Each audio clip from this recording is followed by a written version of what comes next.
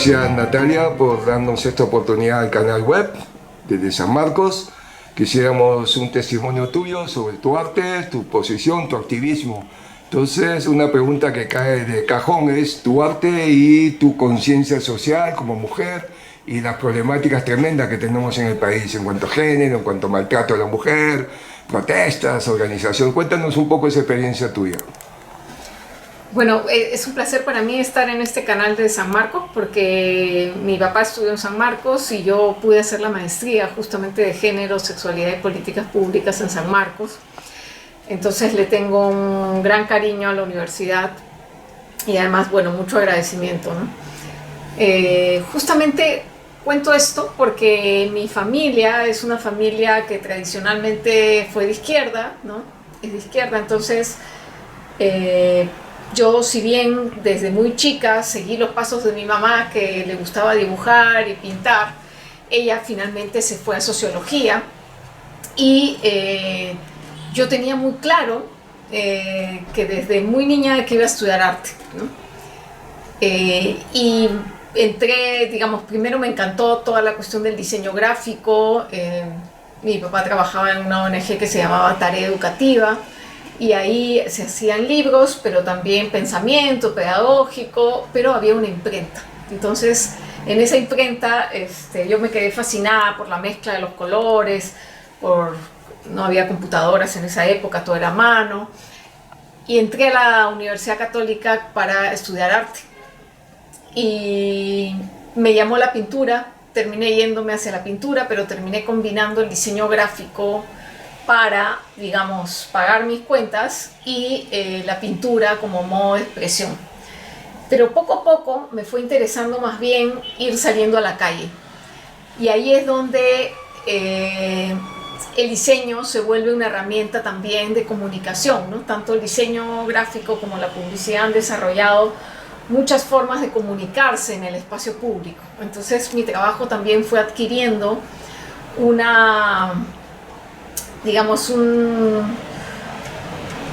metodologías, recursos de los diseños y de la publicidad, sobre todo la publicidad llamada chicha. Me parecía fascinante el impacto que podía tener este tipo de publicidad en términos de la sencillez de los medios para el gran impacto que tiene.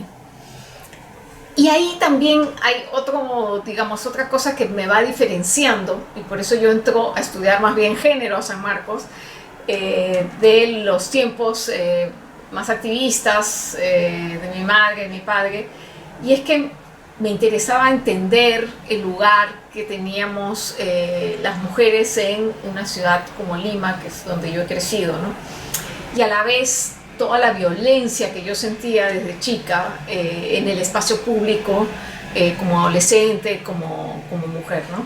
Todas las limitaciones que había, ¿no? El poder salir de noche sola, el poder moverme con libertad sin tener que estar teniendo ninguna agresión por el solo hecho de salir a la calle, ¿no? Entonces ha sido un proceso obviamente largo. Yo ya tengo como 30 años de trabajo artístico y activista, pero digamos, y en algún momento además una crítica de arte me acusó de hacer arte sociológico, ¿no? Y toda mi familia prácticamente ha estudiado o ha trabajado en cosas que tienen que ver con lo social, ¿no? Entonces es interesante porque si bien, digamos, eso social estaba más ligado a la justicia social, a los derechos humanos, en realidad para mí, digamos, la violencia de género, entendido el género como esas costumbres, esas asignaciones, digamos, además binarias, ¿no? Hacia la manera de ser mujer o ser hombre, que además vienen, digamos, con un sustrato colonial y obviamente con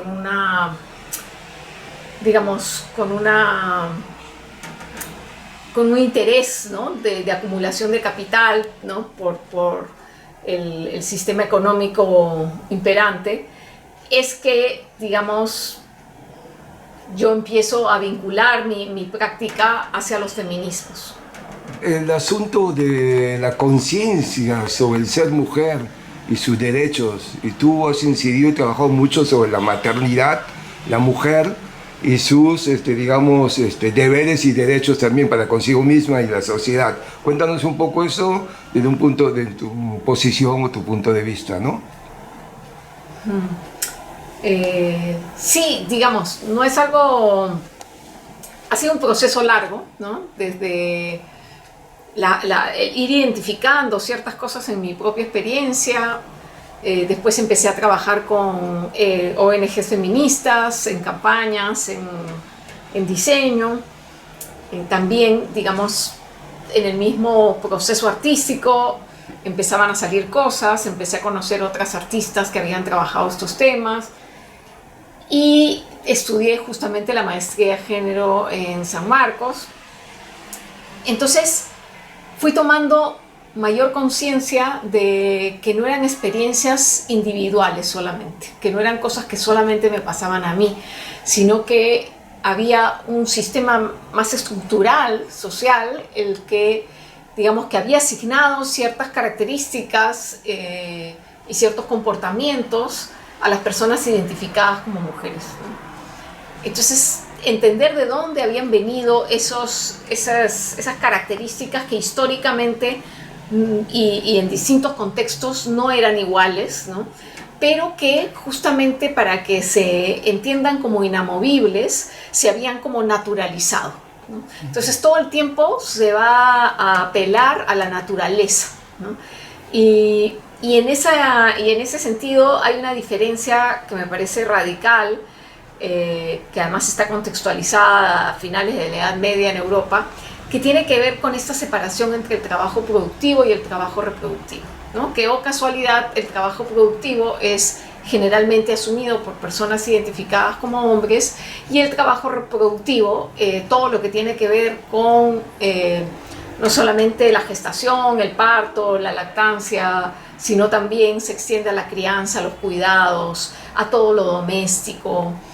Entonces, un proceso muy funcional al capitalismo de hacer gratuito ese trabajo, y además que sea algo que las mujeres quieren hacer, ¿no? Como si fuera lo mejor de sus vidas, casarse y tener hijos, ¿no?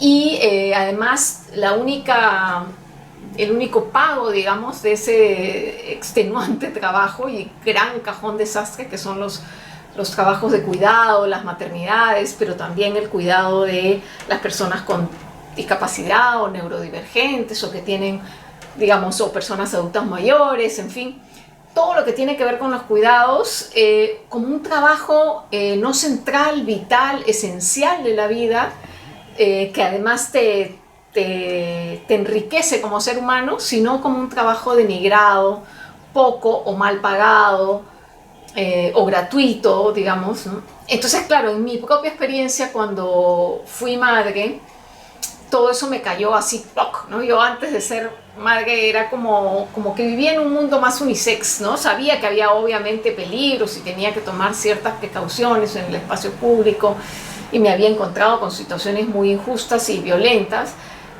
pero donde ya se encajaron todas las fichas de este patriarcado colonial capitalista fue con la maternidad, ¿no? Y ahí sí empecé a trabajar muy seriamente, digamos, y a mucha profundidad. De hecho, mi tesis en San Marcos es sobre eso, ¿no? Sobre, digamos, de dónde venían estas concepciones de lo materno, ¿no? Cómo se había llenado ese cajón desastre, ¿no? Que es ahora lo que asociamos a lo materno. Y ha sido bien interesante porque ahorita, digamos, estamos en un nuevo momento de efervescencia feminista, y hay mucho que se está repensando y replanteando. Entonces me da una gran alegría ser parte de un momento en el que cosas que se entendían hasta generaciones anteriores como fijas, inamovibles, ¿no? Naturales, ¿no? Hoy están siendo plenamente cuestionadas, y para mí es como importante estar en ese proceso, ¿no? Desde mi propia experiencia, pero también acompañando otros procesos sociales más amplios y aprendiendo también de todo lo que se ha escrito en muchas épocas y todos los testimonios que empiezan a salir de mucha gente de tiempos digamos, antiguos, en los que esta idea que tenemos de cómo son las mujeres y cómo es el trabajo que tienen que hacer y qué es lo natural en una mujer, nunca tampoco se vivieron como tales, ¿no? Sino que son narrativas como catequesis que se hace para que las mujeres sigamos, o las personas identificadas como mujeres, sigamos haciendo una gran cantidad de trabajo gratuito, ¿no? O que las tareas domésticas estén, digamos, entendidas como algo menor, ¿no? Entonces, creo que es un momento interesante ahorita en el que todo eso también se está cuestionando, ¿no? Una pregunta que me estaba interesando hacerte es, tú como artista, ¿cómo tú conjugas ese ser artista Natalia Guíñez y tu visión profesional, social, política, activista, feminista y el arte? ¿Hay injerencias de uno con otro o cómo has hecho? Cuéntanos un poco esa experiencia. Bueno, una no vive sin la otra, ¿no? Desde que estaba en la universidad quería encontrar referentes que estuvieran imaginando, pensando, verbalizando, creando imágenes sobre lo que estábamos viviendo, mujeres como yo en Lima, ¿no? Y encontré en la poesía de poetas como Rocío Silva, Carmen Ollén, Montserrat Álvarez, digamos, lo que yo estaba buscando en ese momento, ¿no? En ese momento, digamos, no, acuérdense que no había internet, no había, poco llegaba a una economía de clase media en revistas extranjeras o poco se había escrito además sobre artistas peruanas, ¿no? Entonces no era fácil saber de todas estas cosas que sí se habían hecho y se estaban haciendo desde las artes. Entonces no tenía más referentes. Felizmente encontré a las poetas y como Victoria Guerrero, en fin, Rosela Di Paolo, en fin.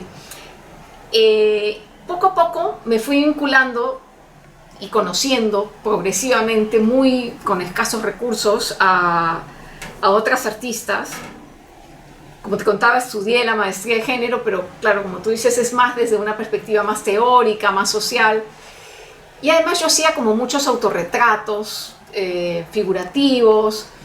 Y poco a poco, en este tránsito que te contaba de entender que esto no era una cosa solamente individual, sino social, es que empiezo a salir a la calle, ¿no? Entonces justamente voy planteando estímulos más gráficos en la calle y mi trabajo empieza a transitar en esta especie de formato que se llama escultura social, ¿no? Donde la obra no es el afiche, ¿no? O el correo electrónico o las respuestas al correo electrónico, sino que la obra, en este caso estoy hablando principalmente de una acción que se llamó Perra Habla, ¿no? Allá por el año 1999, donde cubrí de afiches toda la ciudad de Lima, ¿no? Con frases descontextualizadas que podemos escuchar las mujeres o escuchar sobre nosotras, y puestas en blanco y negro y fosforescentes, ¿no? en las calles de Lima. Entonces, claro, ahí mi trabajo, digamos, deja de ser un trabajo de taller, de caballete, y empieza a ser un trabajo más de intervención en espacio público, ¿no? Este es el formato, digamos, donde la obra son todas las opiniones, discusiones, conversaciones, reacciones que hay frente a este estímulo, que en este caso puede ser un afiche. Bueno, a partir de ahí empiezo a trabajar mucho con ONGs feministas y sigo con mi trabajo más de diseño, pero a la vez sigue, digamos, ocurriendo cosas en mi vida personal. Mi trabajo siempre está como bebiendo un poco de lo biográfico y de lo social, ¿no? Es un tránsito permanente. Entonces aquí tengo una primera convivencia y me enfrento al trabajo doméstico, ¿no? Más allá de mi propio bienestar, sino, y después, bueno, viene la descendencia. Entonces empiezo a imaginar qué pasaría si todo ese trabajo que yo hacía no lo hiciera yo, sino una trabajadora del hogar. Si yo lo hiciera como trabajadora del hogar y, digamos, tuviera que hacerlo con una familia que no es la mía, ¿no? Entonces empiezo a hacer una serie de retratos que se llaman La Otra, ¿no? Donde son retratos de trabajadoras del hogar con empleadoras. Ahí también, digamos, hay una reflexión sobre mi propio lugar como clase social, digamos, con ciertos privilegios. Y pero empiezo a trabajar a partir de esa exposición con el Sindicato de Trabajadoras del Hogar, ¿no? Y empezamos a hacer afiches, empezamos a hacer varias cosas de impacto en la vida pública. Entonces, es como que los trabajos pueden tener una dimensión más entendida como artística tradicionalmente, ya sea pictórica, fotográfica, escultórica, pero también, digamos, para mí lo que enriquece y alimenta el trabajo también es la posibilidad de que eso tenga un vínculo con las personas, y incluso con una cierta ilusión, por lo menos, de transformación de esa realidad. Poco a poco, digamos, ya con la maternidad empecé a hacer muchas cosas a partir de mi propia experiencia, ¿no? También con el cuidado tuve que dejar esas largas horas de taller y me tuve que dedicar a hacer pequeñas cositas que podía hacer mientras trabajaba en lo que necesitaba trabajar para vivir, y la crianza y los cuidados, ¿no? Entonces también mi trabajo se empieza a volver muy de documentación, ¿no? Documentación desde mi propia experiencia de parto, mi propia experiencia de lactancia, pero también, digamos, un diálogo entre distintas mujeres que cuidan, y también, digamos, una dimensión más, sí, teórica, ¿no? De entender, como decía hace un rato, cómo habíamos llegado a ese rol materno que se me hacía tan inconmensurable, ¿no? Entonces ahí trabajé mucho con fotografía, ¿no? Con registro de mi propia cotidianidad. También, digamos, unos años más tarde volví a las calles con un trabajo sobre María Elena Moyano y toda una pregunta sobre el poder y las mujeres, ¿no? Como hasta qué punto, digamos, qué concepciones impiden que las mujeres estemos en cargos de autoridad y poder, por qué está tan mal visto que las mujeres quieran el poder. En fin, ahora estamos en una coyuntura distinta, pero más allá de las excepciones, sigue siendo el poder una cosa principalmente masculina, ¿no? Después empecé a trabajar también a partir de la enfermedad, tuve cáncer 2 veces, entonces eso me llevó también a pensar mucho más la vulnerabilidad del cuerpo, y en estos procesos también las secuelas del conflicto armado interno. Entonces empecé a hacer, por ejemplo, una serie que se llamó Chugnihuasi, periodo 1980-2000, donde fotografié casas abandonadas, quemadas, de desplazamientos forzados en Ayacucho y Huancavelica.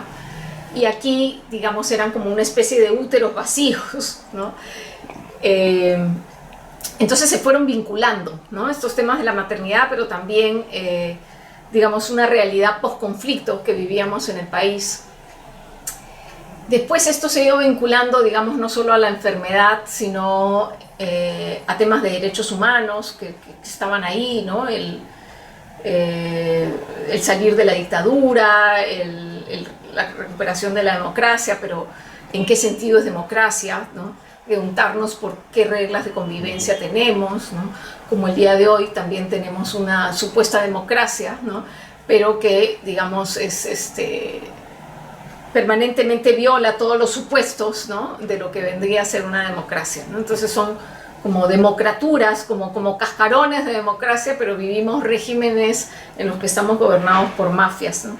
Y en ese sentido también es como que el arte deja de ser necesariamente algo que como individuo yo lo trabajo, digamos, trabajo sobre cuestiones sociales, o con determinados colectivos, sino que ahora, por ejemplo, estamos con una colectiva que se llama Retablos por la Memoria, creando colectivamente distintas formas de retablos, donde se recuerde a las víctimas, donde se pida justicia de las últimas matanzas que ha habido en Ayacucho, en Juliaca, en Lima. Y estamos, digamos, creando colectivamente y de una manera feminista, entiendo yo, porque estamos, digamos, trabajamos desde una horizontalidad, trabajamos desde un intercambio de tareas, ninguna tiene una tarea fija, ¿no? Todo el tiempo estamos transitando lo que significa la cuestión más reflexiva y la cuestión más operativa, ¿no? Todo el tiempo la praxis y la reflexión, y es un momento, digamos, es una estrategia que quizás no se puede enmarcar dentro del mundo del arte estrictamente, pero para nosotras tiene que ver con esa dimensión sensible, simbólica, y que puede transformar imaginarios, ¿no? A veces podemos tener muchas leyes, muchas nociones, incluso una idea de lo políticamente correcto, pero si no entramos también a la sensibilidad de las personas, es como que pueden quedar en discursos vacíos, ¿no?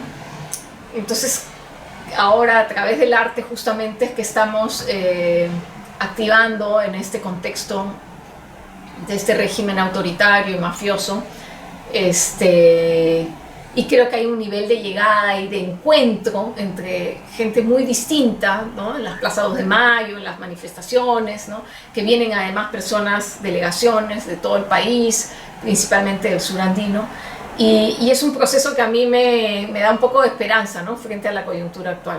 Esta relación arte, creación, problemática social, activismo y complementación y recursos alternativos del arte para participar en estas situaciones represivas, de carencia, de hambre real frente a segmentos sobreexplotados, ¿no? Cuéntanos un poco la eficacia o la llegada de tus, no vamos a llamar productos, pero sí de tus obras creativas, y por qué hablas siempre de varios, o sea, como que formaste parte de grupos que todos conocemos, pero que nos expliques esas diferencias de trabajar en grupo y de crear una posición frente a la realidad que tenemos, ¿no?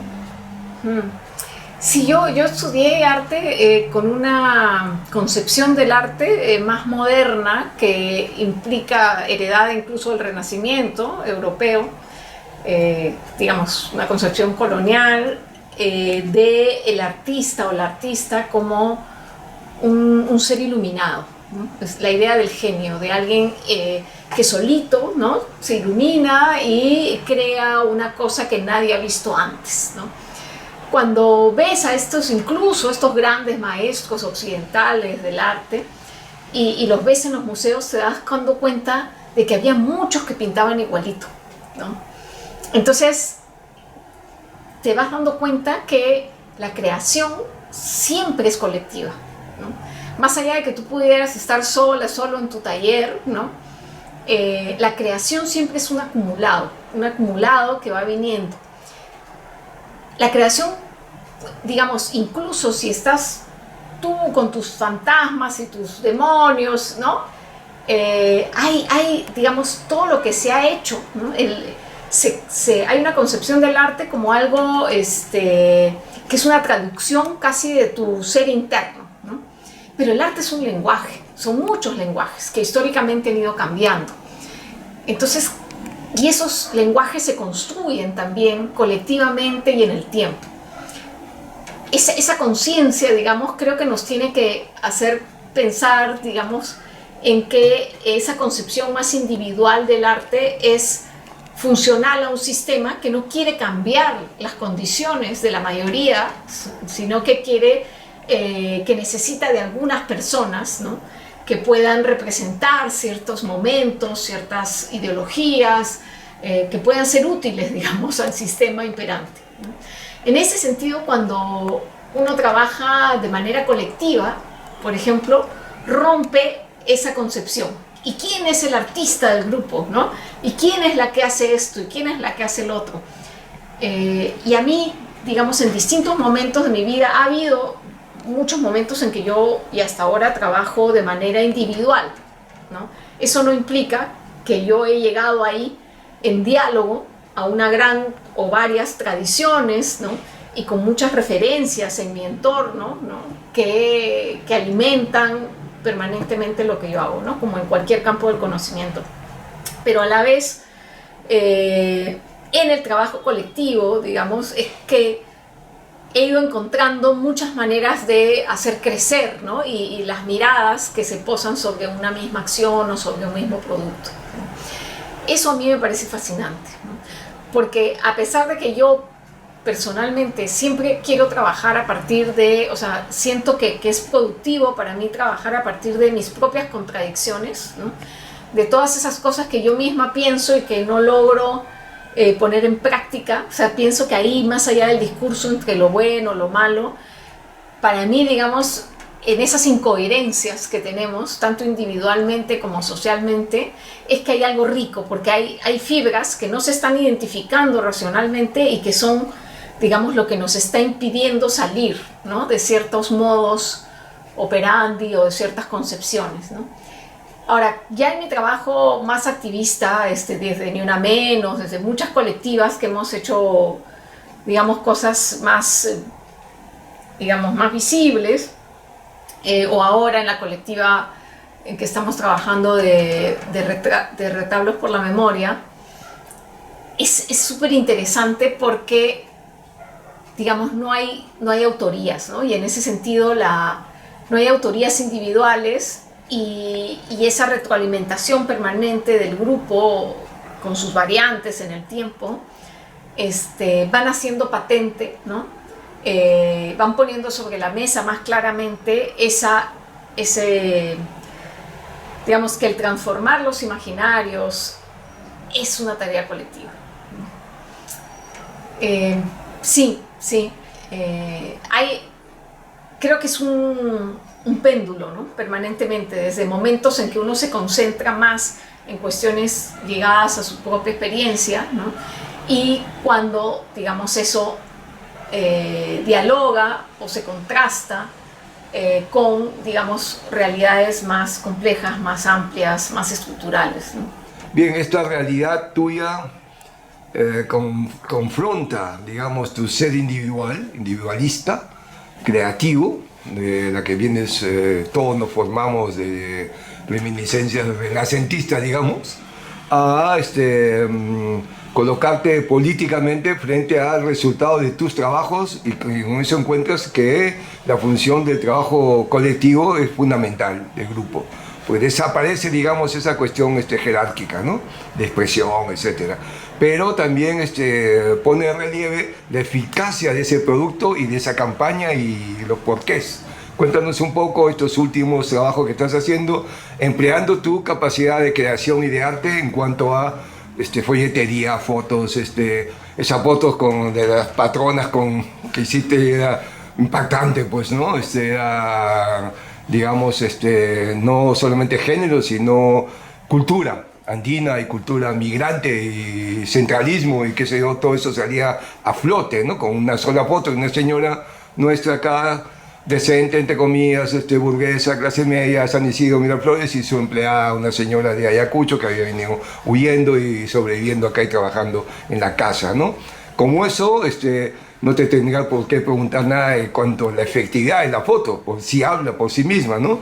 Pero sí te preguntaría sobre los otros niveles, ¿no? O sea, cómo entender que ese paternalismo a dónde llega, ese autoritarismo a dónde llega y que llegó, y esa violencia y esa captura del ser mujer, ¿no? Como objeto, como parte de lo social y del trabajo machista, etcétera, ¿no? Eso sería interesante que nos expliques y cuentes un poco. Para terminar, y gracias por todo también, ¿no? No, un gusto, un placer. Digamos, hay también una especie de linealidad en la historia, ¿no? En la historia como ha venido siendo contada desde Occidente. Y claro, uno esperaría que los tiempos cambien y mejoren, ¿no? Que hubiera una cosa hacia el futuro, ¿no? Y digamos, creo que también la imagen del péndulo me sirve porque, por ejemplo, en 2016 una gran avanzada, y de alguna manera fui parte de ello, de los feminismos, con Ni Una Menos y con muchas otras colectivas y muchas acciones que se hicieron a nivel de Perú y también internacional. Pero después vino con mucha fuerza, y creo que ahorita estamos viviendo eso en el mundo, ¿no? Un avance conservador, autoritario, misógino, homofóbico, lesbofóbico, transfóbico, racista, ¿no? Entonces, si bien vamos avanzando en cuanto digamos, a un movimiento más anticolonial, antirracista, que cuestiona y que también te hace cuestionarte, digamos, la cantidad de privilegios con los que venimos, digamos, también hay una avanzada muy fuerte antiderechos, ¿no? Entonces, ese es, digamos, en el mundo de lo cultural, de lo simbólico, de los imaginarios, hay una pugna, ¿no? Estamos en un momento de mucha polarización porque siento que hay un gran avance de esa conciencia sobre los derechos. Creo que las personas identificadas como mujeres o todo el abanico grande de la diversidad sexual, estamos mucho más conscientes de que tenemos todo el derecho de tener autonomía, proyectos vitales, digamos, propios. También, digamos, hay una amenaza, ¿no? que cada vez se hace más patente y que, digamos, intenta domesticar todos estos movimientos, ¿no? A la vez, creo que también las pugnas y el nivel de polarización está relacionado a, digamos, que nos hemos dado cuenta que los recursos no alcanzan, ¿no? Que este sistema capitalista neoliberal está no solamente expropiando el trabajo y los proyectos de vida de tantas personas que han sido esclavizadas, domesticadas, sino que también los recursos naturales están siendo expoliados, ¿no? Y nos estamos quedando sin agua, nos estamos quedando... Entonces, si bien hay un cuestionamiento de este modelo económico, ¿no? Este modelo económico encuentra las maneras de seducirnos, ¿no? Sobre todo hacia el bienestar y a la democratización de un cierto placer, ¿no? Material. Y creo que es también digamos, una tarea diaria, ¿no? Darnos cuenta cuánto estamos, digamos, abonando a este sistema destructor, ¿no? Destructor de nuestras vidas, destructor de nuestras condiciones y también de muchas especies, ¿no? Animales, y de las condiciones mínimas de vida. Sí, para mí, digamos, es un momento difícil, ¿no? Mi hija, mi hijo, por ejemplo, piensan que no van a tener hijos, ¿no? Que la vida en el planeta se está haciendo cada vez más difícil, ¿no? Esas oportunidades que hay de tener una vida más o menos digna, una vida más o menos justa, se van haciendo escasas de diversas maneras, ¿no? Entonces también es un momento en el que las artes y todo el mundo de lo simbólico nos brindan una oportunidad también de, desde lo sensible, imaginar nuevas formas de vida, ¿no? Imaginar y recuperar, ¿no? Lo que en muchas culturas históricamente la humanidad ha dialogado muchísimo más con el mundo vegetal, con el mundo animal, con el territorio, ¿no? Entonces creo que es un momento como muy álgido y esperemos que, digamos, justamente ese regreso también a lo común, ¿no? Sea una oportunidad para recuperar, ¿no? Una cierta armonía, digamos, con nuestro entorno, ¿no? Un respeto y una complementariedad, ¿no? Con nuestros territorios, con nuestros semejantes, ¿no?